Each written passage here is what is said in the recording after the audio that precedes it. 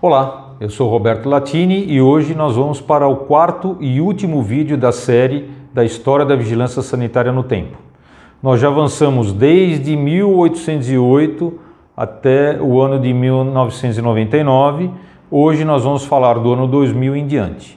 Bem, no ano 2000, então, a Anvisa publica a Portaria 593 de 2000, que cria a estrutura da Anvisa, que define qual é a estrutura da Anvisa. Essa estrutura já foi mexida do ano 2000 até hoje algumas vezes, mas basicamente ela se mantém nos mesmos níveis, no mesmo formato. Então na Anvisa você tem a presidência, depois você tem a diretoria colegiada, as gerências técnicas, as gerências de cunho administrativo, onde entra a gerência geral, por exemplo, de arrecadação, a gerência geral de portos, aeroportos e fronteiras, gerência geral de tecnologia em saúde e por aí vai.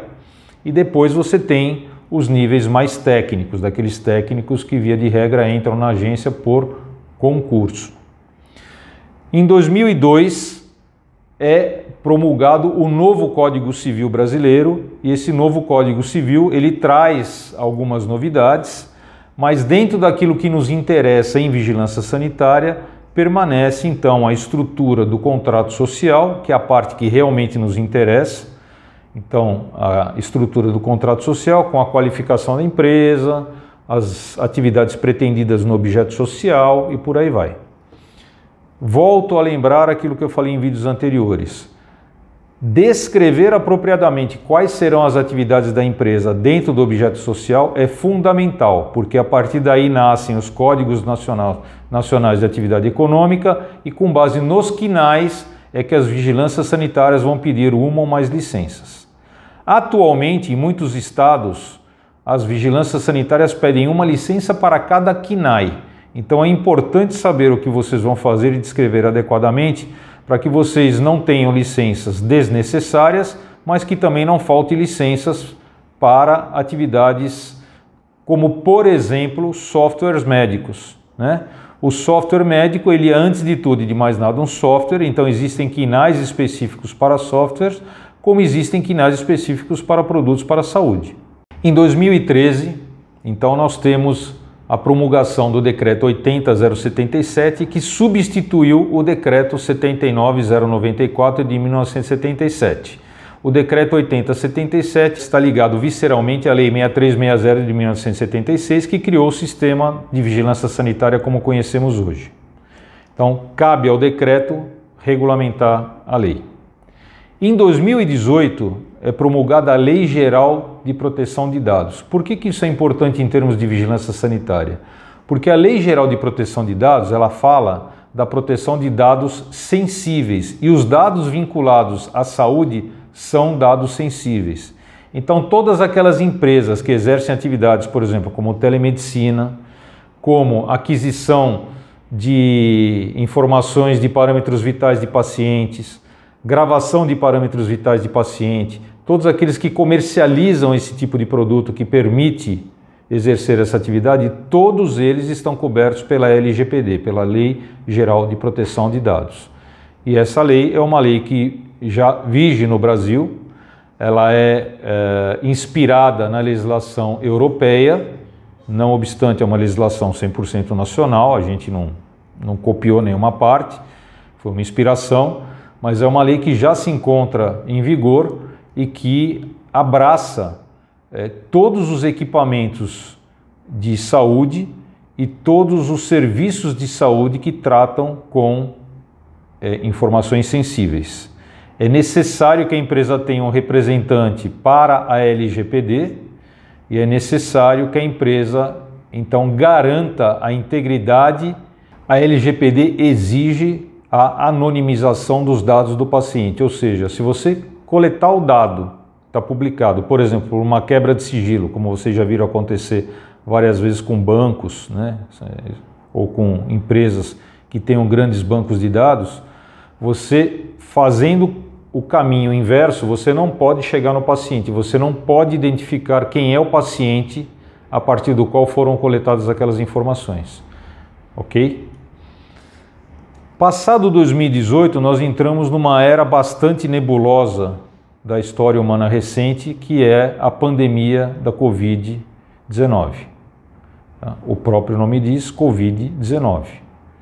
Então, ela foi deflagrada pelo vírus SARS-CoV-2, né, que é um vírus que hoje já se ouviu falar bastante, e nessa época a Anvisa abriu de maneira temporária e extraordinária a exceção para que se importasse ou se fabricassem vários produtos para a saúde, produtos esses de combate ao vírus, de combate à pandemia, sem o devido registro.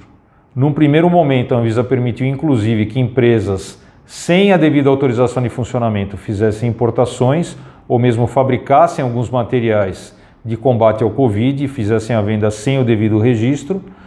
Posteriormente, ela republicou a resolução, exigindo então que somente empresas com autorização de funcionamento fizessem as importações, ainda que os produtos fossem produtos sem registro, mas esses produtos tinham que estar regularizados no âmbito do IMDRF, ou teriam que estar, se fossem medicamentos, registrados em países reconhecidos pelo PIX, pelo sistema PIX de produtos farmacêuticos, e quando declarado o fim da emergência sanitária pelo Ministério da Saúde, então todas essas resoluções caíram e voltou-se ao esquema regular, onde você só pode vender produto registrado ou notificado na Anvisa.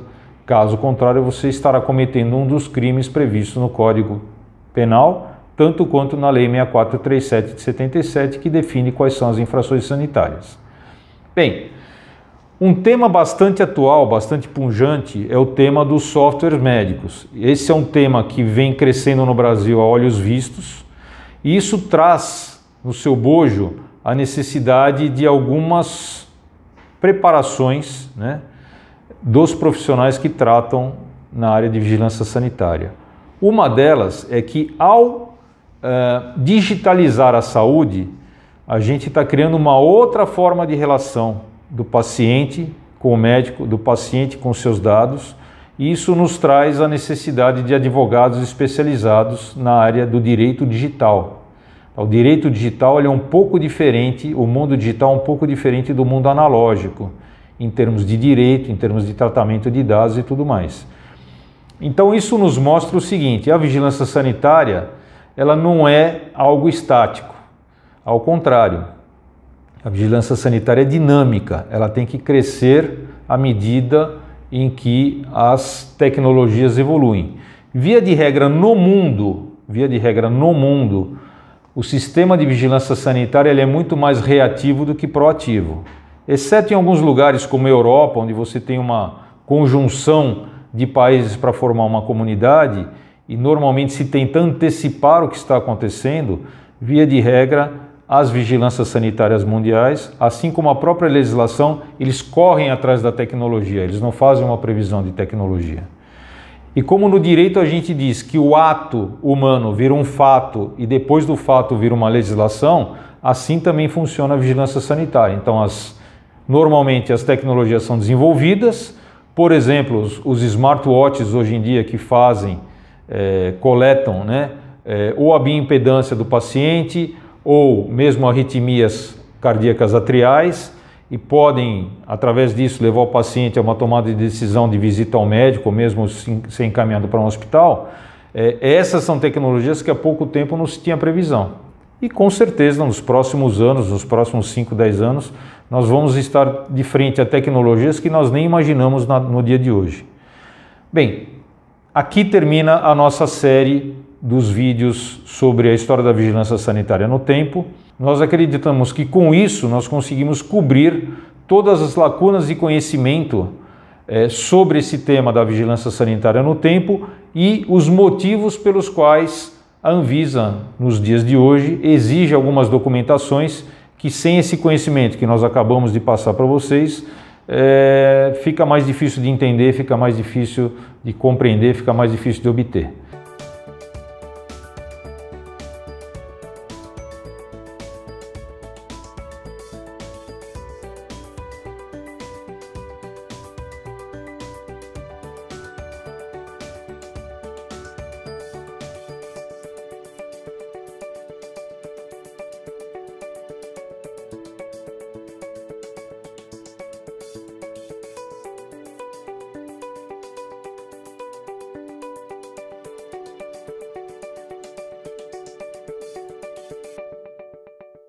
Nós da Latini Grupo permanecemos à disposição de todos para dirimir quaisquer dúvidas a respeito desses vídeos, de quaisquer outros vídeos, e nós os convidamos a nos acompanhar nas nossas redes sociais. Um abraço a todos, ótimos negócios, até a próxima.